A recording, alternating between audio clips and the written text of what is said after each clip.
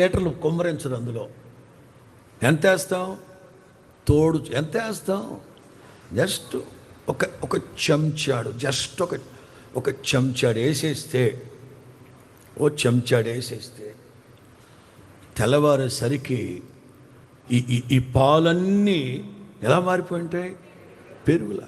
అలాగే ఈ దిన శరీరం, ఈ మట్టి శరీరం మహిమ కలిగిన శరీరానికి సమరూపముగా మారాలి అంటే మృతులలో నుండి క్రీస్తు యేసుని లేపిన వాని ఆత్మ మీలో నివసించాలి, మనలో నివసించాలి.